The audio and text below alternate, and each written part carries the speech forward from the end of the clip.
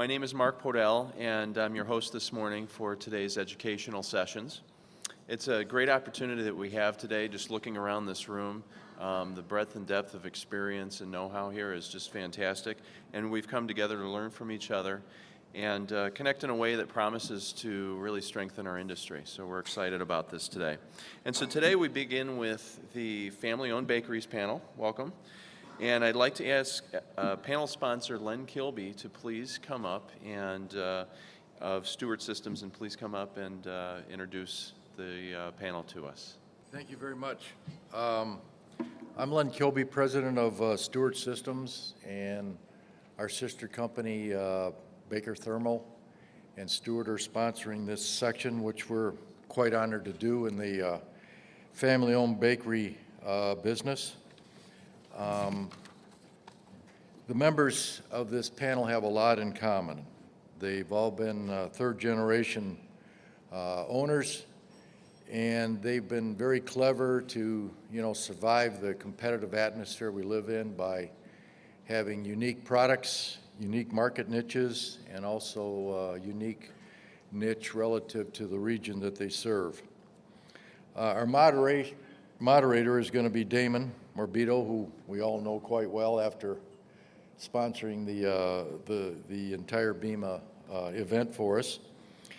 And Damon's family has owned the Morabito Bakery Company for 3 generations. His brother Michael now runs the operation, who is next to him, and then also Lenny Amoroso is also 3rd generation, as well as Joe Turano. So these gentlemen will give you some insight into the family-owned business and how they've survived the difficult competitive environment that we live in today. Damien, it's all yours.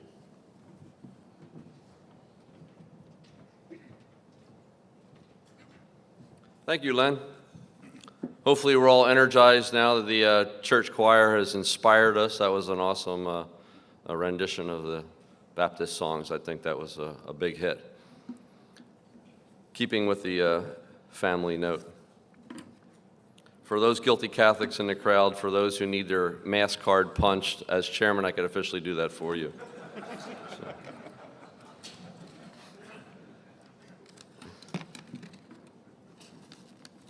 First, give a little quick bio of our speakers here.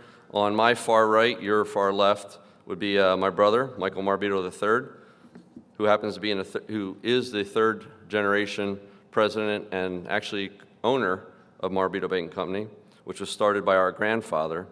Michael received his Bachelor of Science and MBA degree from Rensselaer Polytech, as well as the same alma mater I went to. And when he graduated, he led the division of Entenmann's before returning to the family business in 1985 as plant manager. Michael has been president of Morabito Bakery for the past 5 years. Our good friend in the middle, Lenny Amoroso, is president and CEO of Amoroso's Baking Company, as well as president of Omni Baking Company in Vineland, New Jersey. Amoroso's is actually, to correct Len, is actually a 4th generation family bakery and is one of the most prominent Italian bakeries in all of Philadelphia. They're famous for their famous Philadelphia cheesesteak sandwiches and offer their products to over 270 frozen food distributors in all 50 states. Lenny has also served our industry as the chairman of the Independent Bakers Association. Our other good friend, Joe Turano, president of Turano Baking Company, is a 3rd generation leader of his family company. After graduating from Fenwick High School and Cornell University, Joe Turano began his career with Turano Baking Company, working in the plant operations of the Berwyn, Illinois plant. When Turano Baking Company expanded its facilities outside of Illinois, Joe became operations manager for the company, overseeing the operations for both the Berwyn and the Bolingbrook, Illinois facilities. At this time, we'll show a little PowerPoint demonstration by each baker to give you just a little flavor and a little idea of what each baker is about, some of the fun facts before we go into a Q&A. Michael? Yeah, good morning. We're very honored to be here today and to meet meet with this distinguished audience. Years ago, I came to 4 or 5 BEMA conferences with my brother as a guest, so I'm really appreciative to be able to speak to you today. This initial slide is our signature product. It's a product made with sourdough base. We actually ferment it the old way. It's like a 6-hour process to make that item. To get started, a little history of our company.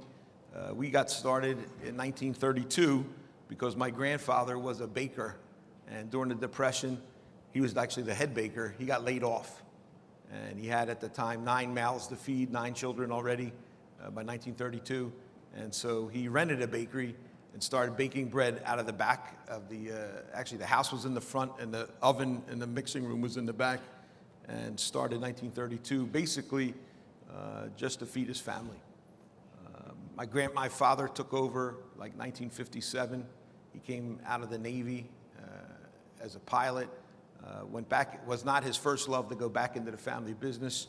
He came back out of necessity.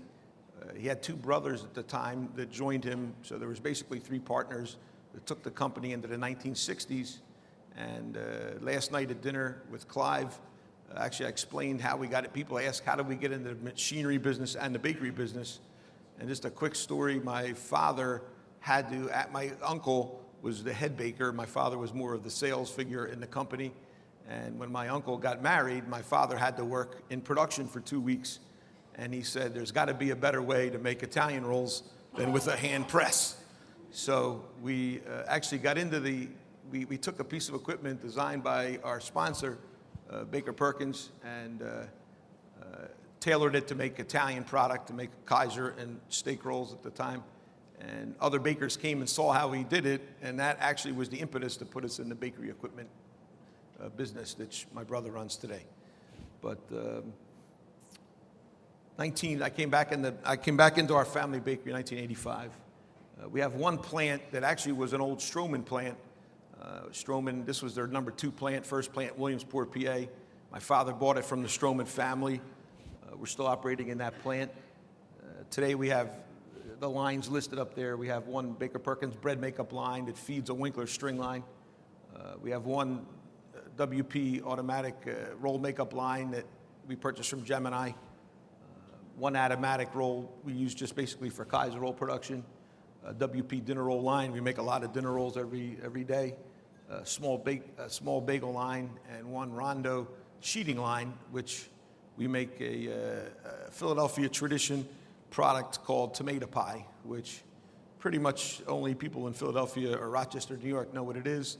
It's a fermented dough crust with only crushed tomato. We bake it and we put hard cheese, a Romano cheese on top, and sell it ready to eat. And you know, one of the things that, like our speaker said, that how to survive in the industry today as a smaller player, when I have the big giant guy right next to me, our good friend right here, is that we have to make products that other people aren't making. So that's kind of one of the things that we got into, some specialty items. Our sales territory, we deliver fresh bread 7 days a week within like a 90-mile radius. We have a large distributor in Virginia that carries our products every day into the Carolinas. From basically we go from the Poconos of Pennsylvania down into like South Carolina with fresh delivery.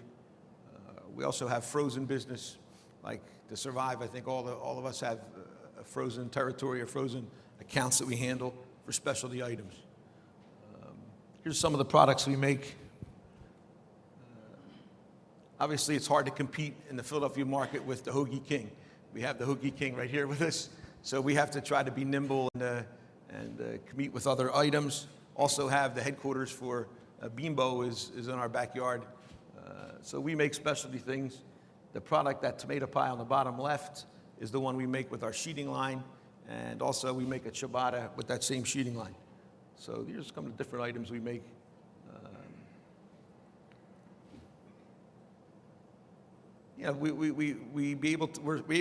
We concentrate on the food service segment. The problem with food service is every single customer wants a different size or a different topping. So the equipment manufacturers, I think now they understand for our market, you need to be flexible. Unfortunately, we can't run 200 loaves a minute making one product over and over. And we also are all very envious of, like, there's a plant in Reading, PA that runs one item 160 hours a week. We all wish we could do that, but unfortunately, to survive, we can't do that. So we really need the flexibility in equipment, and these are some of the different items that we manufacture. That pretty much is it right now, right? Thank you.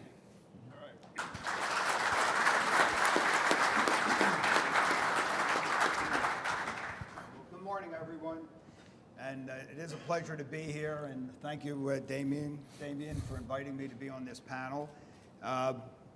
As Damien said, I am actually the 4th generation. My son Jesse is 5th generation.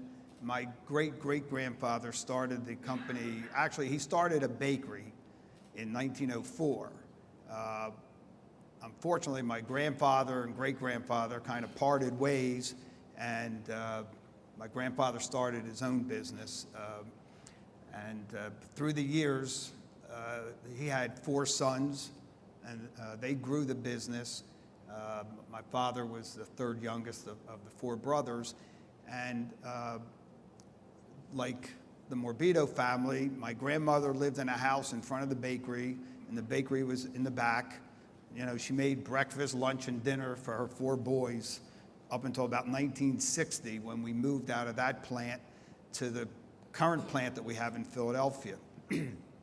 And as Michael mentioned, we do make a lot of hoagie rolls, a lot of steak sandwich rolls, but we're also very strong in the supermarkets and the retail business. We got our start in the 1950s in the supermarket business when not a Superfresh, called Superfresh now, but A&P, which I'm sure you're all aware of. A&P opened a store about 3/4 of a mile from the bakery. And my father went in and wanted to solicit the business, said, you know, we could sell rolls in this store. And at the time, the store manager looked at my father and said, who's going to eat these Dago breads, these Dago rolls? Well, if he would have said that today, we might have owned A&P, okay? But unfortunately, back then, you could say whatever you wanted to say. So my father said, well, I'll tell you what, let me put them in, and if they don't sell, I'll take them out. Well, long story short, they sold. We expanded into the A&Ps throughout the Delaware Valley. Penn Fruit, Food Fair were other 2 big chains in the area. When they saw the success in A&P, they wanted the product as well.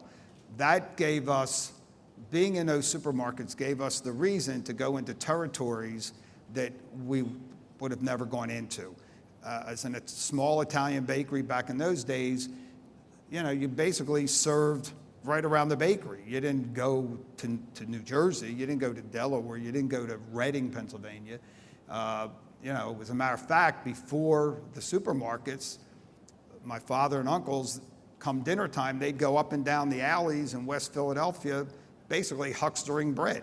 And, you know, the women would yell out the window, give me 2 loaves, and they'd have it for dinner. So by being in those supermarkets, it gave us the reason to go to New Jersey. It gave us the reason to go out to the suburbs. And at the same time, suburban sprawl was happening in the Philadelphia market, and these supermarket chains started to open stores further and further from the heart of the city. And once we were out there, then we had the opportunity to serve other types of stores, smaller retailers, food service, restaurants, and the like. So that's kind of how we really got started and covered now about a 90-mile radius of Philadelphia. Currently, we have 2 plants. We have one in Philadelphia, one in New Jersey. We've got probably about 9 or 10 makeup lines and 9 ovens that we're utilizing. We go through about 1.5 million to 1.7 million pounds of flour a week. So, you know, we've kind of grown from that little Italian bakery in West Philadelphia. Our business has changed dramatically over the years. we expanded into frozen products, and our frozen business today is about 50%. It's 49 point something percent of our overall business. I'd say 20 years ago, our roots were 100% of the business for the most part, maybe about 90%. We did some direct shipment. Today, the roots only represent 29% of our business. And we're split pretty equally between retail and food service. Particularly in the fresh business, we're about 50-50. In the frozen, though, food service is the great majority of the business that we do. So I was supposed to switch, I forgot. So this just kind of gives you a look at what our plant down in Vineland looks like. There's five large ovens down there, 118-foot ovens, 5 or 6 makeup lines, and we're actually expanding again, so we'll be able to take care of our needs in the future. As Michael mentioned, our claim to fame is the Philadelphia cheesesteak, and we've been one of the major, if not most major, supplier of the rolls for cheesesteaks in the Delaware Valley. So that is one of our main items, but we don't do as many varieties as the Morbitos do, but we do a lot of varieties. We probably have like 200 and some SKUs on our list, and we used to be, up until maybe 10 or 15 years ago, we only had 2 formulas, which was great, which is what you would have liked, right? Okay, but as Michael said, things change, and customers kind of drive what you have to do. So we've had to expand that, and quite a bit more than 2 now. So I think that's a pretty good overlook of our company, and I'm going to turn it over to Joe. Thank you. Thank you.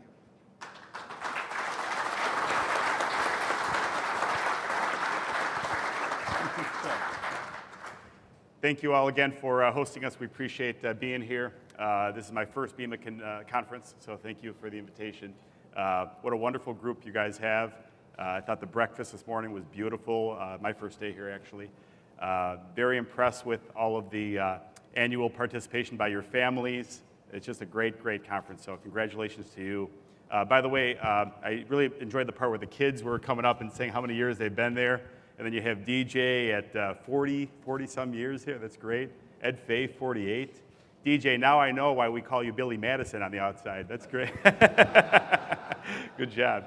So thank you again for hosting us. Our company is based in Chicago, Turano Baking Company. A little bit of history.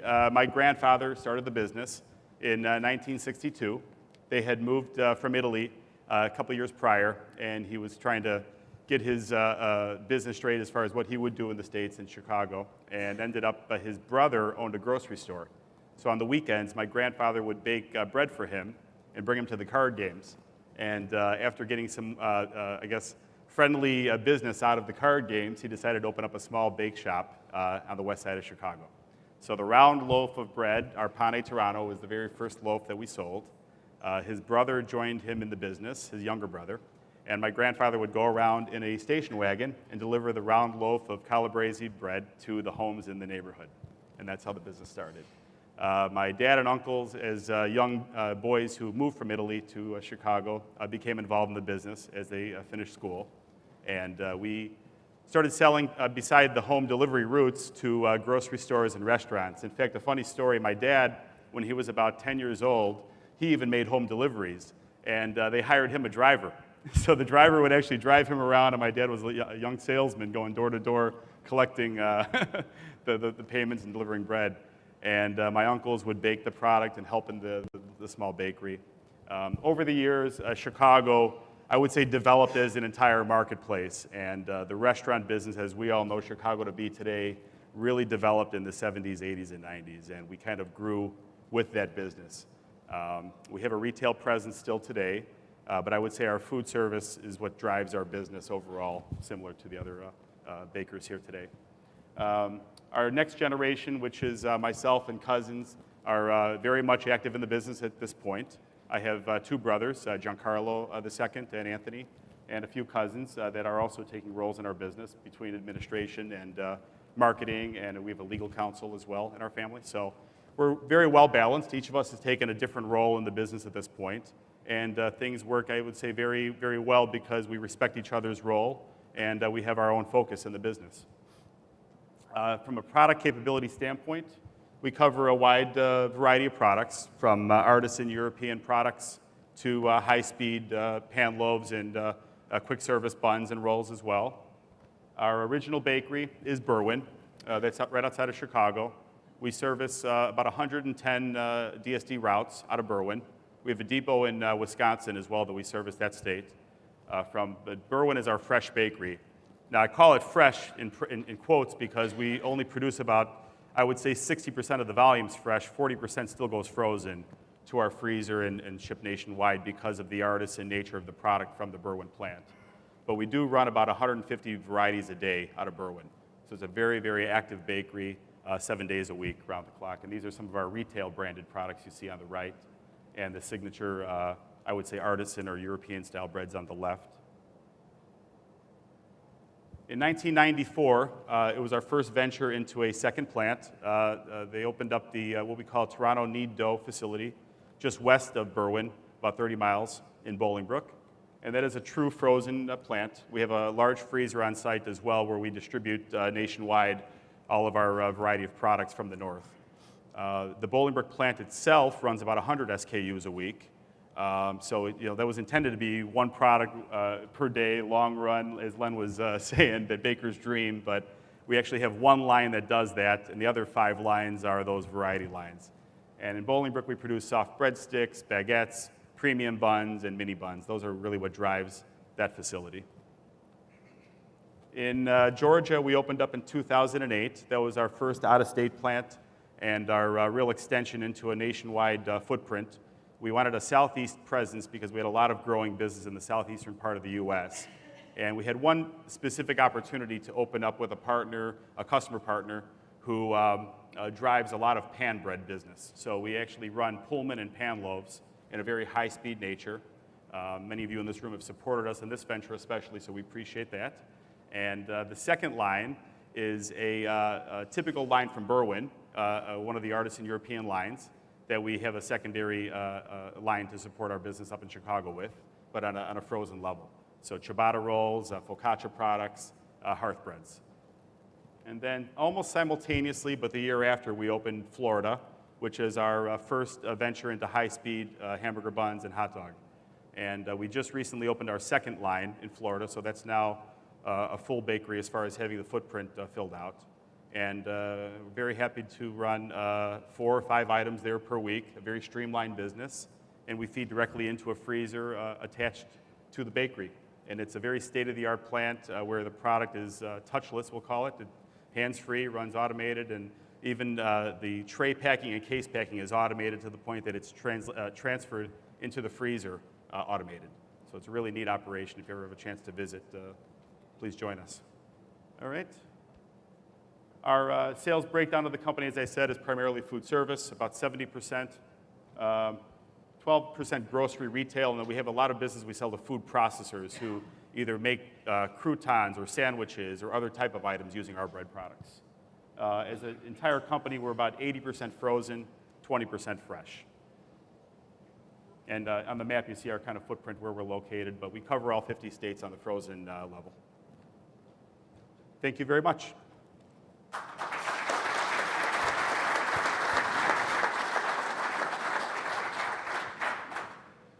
Thank you guys for that introduction.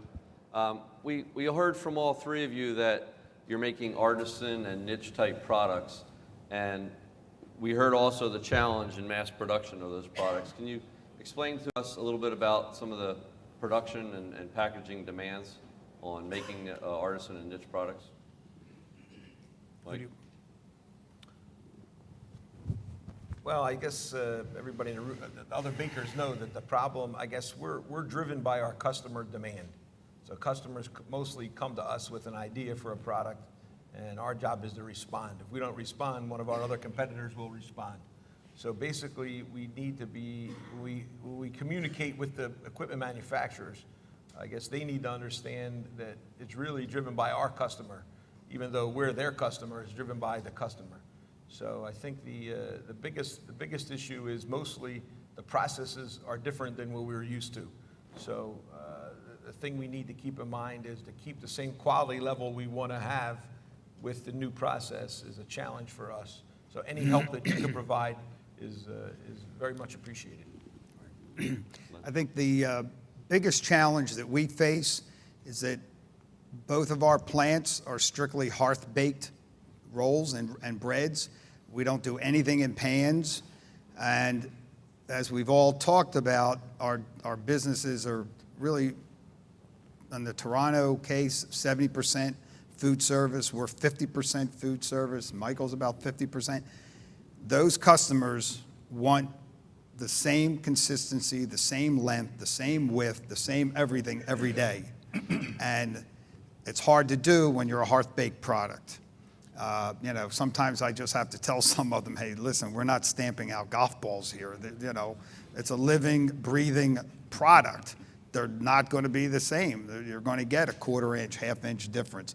And, they don't want to hear it. So that's probably the greatest challenge that we face is consistency of the product and lines that can help us do that. And when it comes to the makeup lines, and that's where it's the most critical, is in the makeup lines, getting the nice blunt ends that the customers want, keeping the rolls orientated on the boards correctly so that when they drop onto the boards, they drop in the same place all the time.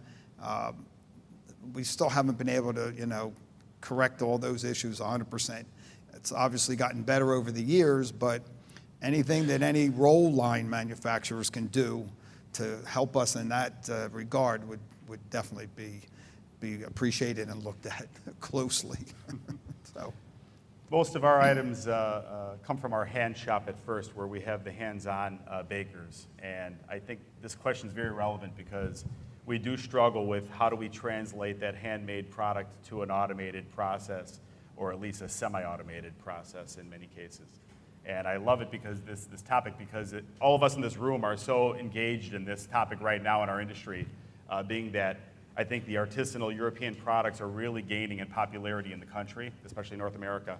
And this is something that we struggle with, not every day, but from time to time with certain items. And any more engagement we can get from the group here in our companies would be great with how we can automate some of these handmade specialty products in a way to mass produce, because I know that they will be accepted by mass appeal. But in many ways, you have come to the table and really, come to bat and supported us with the automation. So we have instances in Georgia that we produce the focaccia product that we make that was literally started in the lab by hand. So it's a difficult topic, Damien, but I think certainly the more engagement we get together, we can tackle it one at a time. As a follow-up to that thought, since there are so many SKUs and there are products, as Len said, in varying widths and dimensions, what are some of the, well, we know what the slicing and packaging challenges are, but what have you done to help overcome that in order to handle slicing and bagging of products that are every shape, size under the sun? Mike? Well, I think it's a challenge. Right now, I don't know how. I guess, Joe, do you slice the round loaf and sell it as a sliced loaf? We do slice it. That's a big challenge, to take a round loaf of bread and slice it and bag it at a 45 to 50 piece a minute operation is a real challenge to do, I would seem, right? So right now we just make do with the systems we have till we could, discover a better way to do it. But Len, any other ideas? We stopped offering slice rolls. No, just kidding. I'm just kidding. Just kidding. We, in the plant in Vineland, New Jersey, about 2 to 3 years ago, we totally revamped our packaging area, and we gave ourselves a lot more room, a lot more length to orientate the rolls, get them, make sure that they were on the conveyors, on their bottoms, so that people didn't have to turn them back over. So we've done a lot to automate orientating those rolls, getting them into the slicing lanes and then into the baggers more efficiently. So, you know, obviously you still keep your eye on the slicers. You know, you have to move the blades in and out, but at this point I think we've done a very good job, and we did have a lot of help from our vendors, our vendor partners on that issue.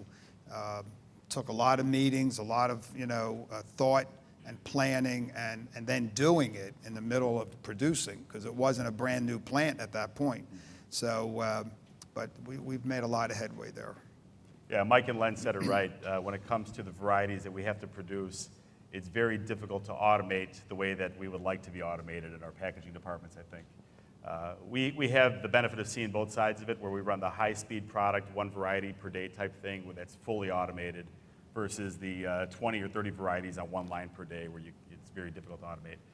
I would say that the slice bread comment you made, Mike, was interesting, because literally this past Tuesday, we just removed the automatic bagger for the round loaf, and we went back to the manual telesonic again. So, and the reason for that is because with the irregular product that we end up slicing or packaging from time to time, the waste that the automation creates doesn't necessarily outweigh the benefit of the lack of waste of manual packing. So we make those decisions each year on, is it better to have the extra person, let's just say, to minimize the waste of the product and make sure that the package is packaged just right for the customer, whether it's retail or food service, or is it better to automate? So we do make those decisions, and I think, again, the more support that we can work together on these irregular products of, I would say, further automating or making more comfortable packaging equipment for would be wonderful. But I think it's a new arena for many folks. In keeping with our BEMA family theme, I just wanted to give a few statistics. Over 80% of the businesses in America are family businesses. Statistically, only 30% make it to the second generation of family businesses. Only 10 to 12% of those businesses make it to the third generation. In Len's case, only less than 3% make it to the fourth generation. We had another panelist who, at the last minute, had a family emergency and couldn't make it, Orlando Bakery, who's actually into their fifth generation bakery, which is actually less than 1% success rate. Understanding and knowing the dynamics of a family, especially an Italian family, how were you able to sustain that kind of generational continuance of the businesses? Start off again. Like the lead-off hitter every inning here, I think. Well, I think anyone who, the equipment vendors know that to be a family business operator, and I know Lenny's family and Joe's family by hearsay, that you have to have somebody super passionate about doing the job. We unfortunately are not big enough where we could say, let's go to a headhunter and bring in a new president.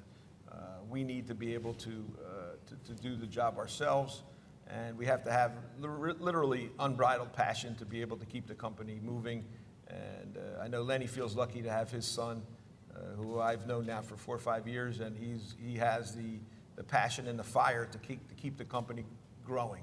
And that's a big challenge today, is to have someone, because we talk about it. I have 3 children. My oldest one just graduated from law school with an MBA literally 3 weeks ago. And it was funny because I don't see in him at this point the passion to run our family business like I have. But not to say that maybe he develops it later, but that is kind of the big challenge, is that you can't look at this as a job. It's got to be something you have fun doing. And I'm sure Lenny feels the same way, Joe, that having your family close by and having a brother who has equipment. When I call him at Friday night at 11:30 and say, my mixer motor's bad, can I go get a motor? And he says, yeah, you have the key, go drive to Pottstown and get it. Bill me later. Where's the love there? Where's that brotherly love there? I was drinking, I didn't want to drive. So we are really lucky that we have a big supply of very good used equipment that's only 18 miles away. Well, I definitely couldn't agree with Michael more as far as needing to have family members that have a passion about the business and love what they're doing and, want to carry it on. What I would add, though, is, goes back to what Joe said earlier when he talked about his family. We've all kind of found our niche in the business, and we don't have a large family in the business at this point. I have a cousin who's just a year younger than I am, and we've been partners now for decades, more than I want to admit to right now. And we have my son Jesse, and we have one of my uncle's grandsons in the business. So we don't have a lot of family, but we've kind of gravitated to what we like about the business, and it's worked pretty much. When it hasn't worked, we're not afraid to move a family member out of a position. If they're not fit for it, they're not fit for it. And I think the main thing that how we got along all these years was, one, the respect that Joe talked about what each of us do. And the other thing was the business always came first.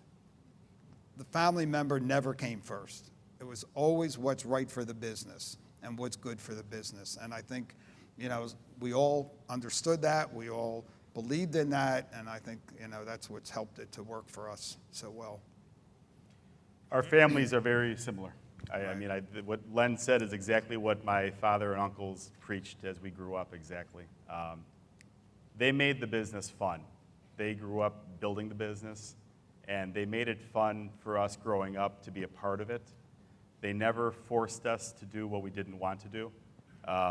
Aside from being 10 years old sweeping the floors on Saturdays, but that's a different story.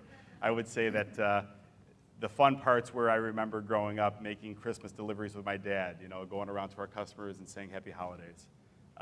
Going to the National Restaurant Association show when we were young boys, just to meet people and get a feel for what the business is all about. Those are the things, and actually the way you do it, bringing your families to the conference here, getting to know people in the industry. Those are the important things as a family business that I think we all do very well, and that perpetuates family generations into generation with the business. So as we finished school, it was never told to us you must work in our business. In fact, it was told to us you have to work outside of the business first. So my brothers and I and cousins, we all worked somewhere else for a minimum of 2 to 3 years prior to coming to our business, which did two things: gave you an outsider's perspective on working for another company, whatever industry that may be in, and then secondly, it made you hungrier to come back to the business if you so desired. So that seemed to work pretty well so far for our family, and whether our next generation of children want to get involved in the future with the same passion, I guess time will tell. But I think the fact that not forcing people into it and making them have fun, and making the environment fun, and hoping that they have the passion and the want to be there is the key. To follow up with that, Joe, that's the same with our father. He actually professed to us, I'm going to educate you, go out and earn your own living and do your own career, and then if you want to come back, it's welcome to do so. But it never was a planned or predestined arrangement. Certainly, being Italian families, it was always unique to go to a family function and quickly watch it evolve into a business board meeting from the beginning to the end, where the principals would separate and the ladies would move over, and all of a sudden my mother would be yelling at us, no shop talk at Thanksgiving time. So these are some fond memories. What would you say are 1 or 2 things that make your bakery and your business unique? Mike?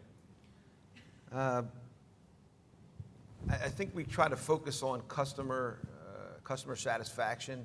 That it's very unique in our. One of the ways we've grown in the last 4 or 5 years is that we listen to the customer. And certain customers want delivery 7 days a week, and it's very, very hard. Like Lenny said, that's the hardest thing to do, is to produce a 10-inch hoagie roll hearth every single day, 10 inches, 7 days a week.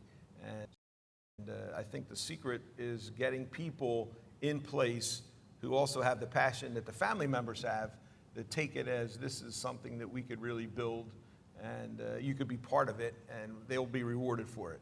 So I think that's the big challenge today, is to find other, and I know now from coming to these conferences and I guess working with like the Lacrone family, where we have, we have Lematic baggers in our operation, and I would not be in business today if we didn't have the baggers they installed. So, that's the kind of thing, the personal touch of getting to meet the customer. That's the big thing. I think that a lot of maybe the larger equipment vendors have kind of said, let's not work on the smaller companies. Let's target the 3-4 giants. We know the big giant that end up being dismantled in the last 2 years, and I think there's a lot of opportunity for the salespeople in the equipment vending to meet with the smaller guys, because you don't know what smaller guy is going to end up becoming the big guy like the Turanos. So that's I think my thoughts on that idea. I would say what makes our business unique is, I think one is the fact that we are probably one of the few companies our size that are strictly hearth baking at this point. So I think that makes us somewhat unique. And I think the other thing that really makes us unique is the fact that we were able to grow with the Philadelphia cheesesteaks growth, because the Philadelphia cheesesteak today is not just in Philadelphia. It's not even just all over the country. It's in other parts of the world at this point.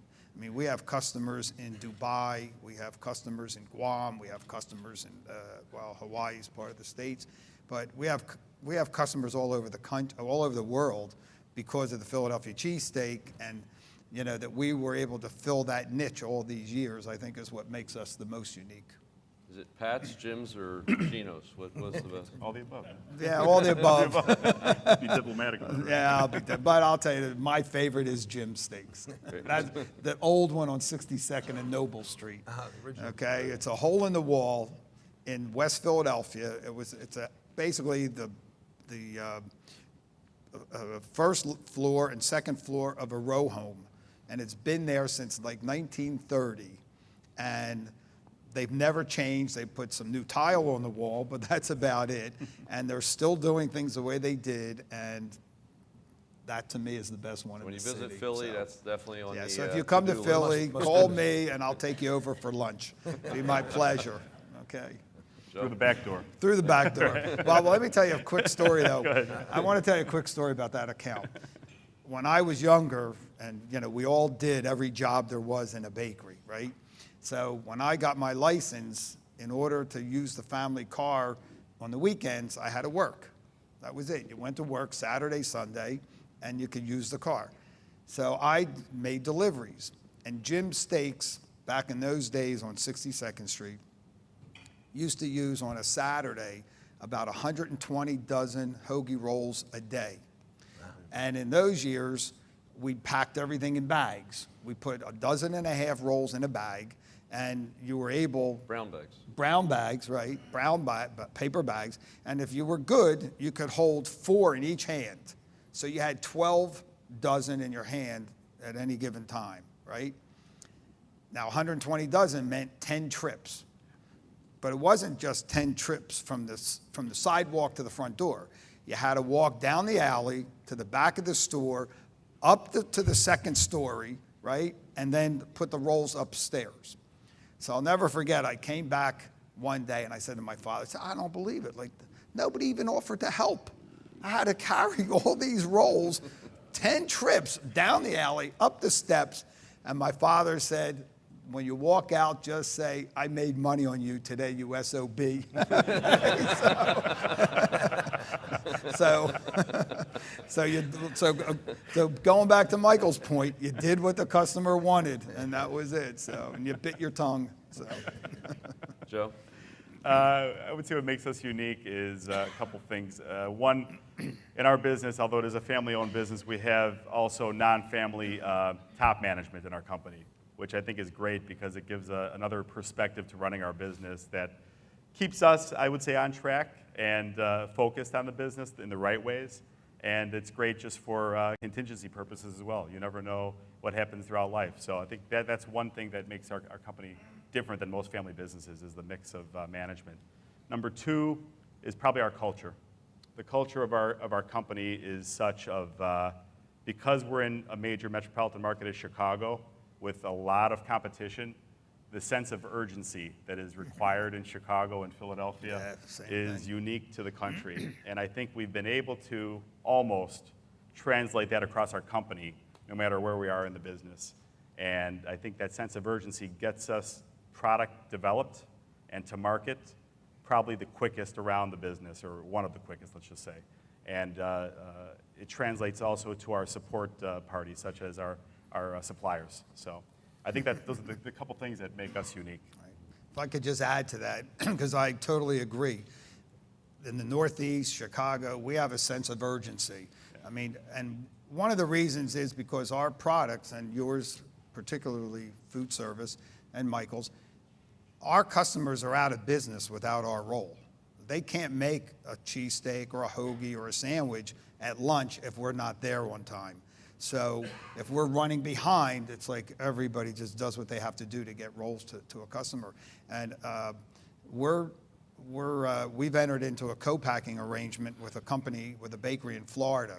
And no disrespect to any of you Southerners here, but they just don't have that same sense of urgency in Florida as we do up in the north. It's like a different place. So anyway, so I have to agree with you 100%. As equipment suppliers selling into the Northeast versus the South, we certainly understand that difference of sense of urgency required to do business up in the, certainly in the large cities like Chicago and New England. From the baker's perspective, from where you're sitting, where do you see trends in some new products for what you're making? You're making a lot of artisan products, niche products. What do you see as trending forward and coming up on the horizon? I think, I'll lead off again here, as bakers, the single biggest demand we're seeing now is for smaller portion size. And that's the biggest challenge, is how do you make a 1 ounce roll individual? So that's something as equipment manufacturers we need to focus on, I think, is that as we see the loaf, my father talks about all the time, the standard loaf of Stroman King bread, 24 ounces, 28 usable slices, 14 and a half inches, is sold less and less in the United States. First, families are smaller, it's too much bread, and our friends who develop the enzymes make it last so long now that you could literally eat the same loaf of bread 14 days later. So I think that this small portion size is the big challenge. We have a lot of customers want everything smaller, and some of it is driven by the government demand that the children in schools eat less bread, which is a very, very alarming trend. I mean, that's something as an industry with the ABA we need to work on, is that people perceive our products to be unhealthful, and that's very, very, very dangerous thinking, that people think that bread is not healthy. So we really need to focus on that, I think, as an industry. Well, I would agree with Michael. There's no question that bread and baked goods have been under attack now for years, and it just seems to be getting worse and worse. But with that said, fortunately, I think, at least the three of us have been able to continue to grow our business. As far as what I see in trends, I have to be honest with you, I'm not that innovative. We kind of follow what our customers want, and that sort of sets the trends for us. We did one item where we started an item in our marketplace that really became a big item, because our business for years and years was rolls similar to the picture that I'd shown you earlier, and we came up with a 5-inch club roll, blunt ends, and that really became a big seller for us, and it continues to be. But today, we take our lead mostly from our customers. They tell us what they want, and we'll, if they're a big enough account, we'll develop it for them. So we're not the innovators, I should say. On our end, I would say the trends that we're seeing are from the makeup side of making product and the packaging side, so kind of twofold. Number one, the product that we produce in Berwyn, frankly, the artisanal European style, how we can develop that product into an automated fashion, as I said earlier, is certainly a trend, because we're getting that request from many customers around the country. You see quick service now asking for product that is on the premium bun level, asking for open cell structure, asking for texture that you get out of aged fermented product. These are the trends where business is going that we see it. On the packaging end, Mike had mentioned, I agree, smaller portion. So now that consumers want more variety, I think that's kind of a known fact at this point, that even on the casual dining, quick service level of food service and retail, variety, variety, variety, what is new, what is hot, how do we pack in smaller quantities? So that pack size comment is exactly valid. So for example, we run everything from baggers to pillow packers. How can we get pillow packers to be divided, make them smaller packages, but also resealable? These are the trends. These are the questions we're getting. How can you get us there? How can you get us there? That's what our customers are asking us. So that's where I see the trends at this point in the next couple of years. I have the one last question, Symbol. Our members and our audience here all represent equipment companies, ingredient companies, consulting companies, packaging companies. If you had to look into your plant and say you have one or two key challenges or problems that some of our members could help you with, what would that be? Lead off. Oh, boy. Might as Where do well. you start? Where do I start? Try to put it up at the top. Top one or two. I think in the short run, the mixing trends of our industry is a unique challenge because of the variety. We're making smaller batches. Not everything is very, very big batches with big runs. So I think the attention to mixing and also the attention to mixing the doughs that keep the temperature constant without a lot of extra heat development is a very important trend that I think your industry can help us with, especially as we get into heavier grain doughs and doughs with more inclusions in them. Len? As I mentioned earlier, I think in our case, the makeup roll lines, if we can attain better consistency, better placement on the boards, where the rolls are placed on the boards where they need to be. Not only does it help us in the consistency of the product, but it also helps in the scoring. We score the tops of the rolls, and because we're not in pans, if the rolls aren't lined up just right, they go under the automatic scoring line, and then they don't get scored. So we have to have extra people to get all the ones like the old days with the little scalpels or blades to get the rolls that weren't cut. So from our perspective, I mean, that's the challenge that's the biggest challenge we face, is getting that more consistent roll and getting the product on the board in the right place all the time. So. If I look at the next 5-year horizon for us, two major topics I would say that we need to really focus on together. Clean label of ingredients is certainly at the top of our list. We're almost there actually in our company, but I would say any new product we bring in, we have a mandate must be clean label. So for the ingredient industry, that's something, at least from our perspective, it's a necessity. And I think that this Whole Foods list of ingredient declaration that everybody's kind of living by these days is basically becoming the norm, and the European standards as well. GMO is another very hot topic that we're being kind of prodded on as well in the ingredient sector, although not sure which direction that's going to be taking on the food service level. Retail will probably go on the FDA's side of decision-making with GMO. The other topic, though, that's probably the biggest with this group overall that you can help us in the industry is engineering talent. There is a real need for engineering talent in our plants, and how we can together develop the engineering talent, both from your company's standpoint as well as helping us in the bakery develop our engineers, and even possibly come up with a way to train and recruit engineering talent. Those are big needs in our industry right now, I would say. Could I just add something to what he said? In Philadelphia, we've just started. We have a manufacturing alliance in Philadelphia, and talent is a major, major issue. And the manufacturing alliance has teamed up with the city and the school district, and we're supporting a program to get more young people into manufacturing, because they did focus groups, and not only do the kids not want to come into manufacturing, but their parents don't want them in it because they think it's they think of manufacturing and they think of old, dirty factories, and they don't want their kids working in that environment. So this is a program to educate people, let them see plants like ours in Jersey, certainly plants like theirs and Mike's, to see that that's not what manufacturing is today. Manufacturing, there's so much automation. You need skilled jobs, skilled people, and so there is a big initiative in Philadelphia to fill that need. So that's a good point. That's great. If there's a way we can engage the high schools and create apprenticeships or programs, like Len was saying, from the That's what high we're schools, doing. that's the key part that I see, at least for the next decade.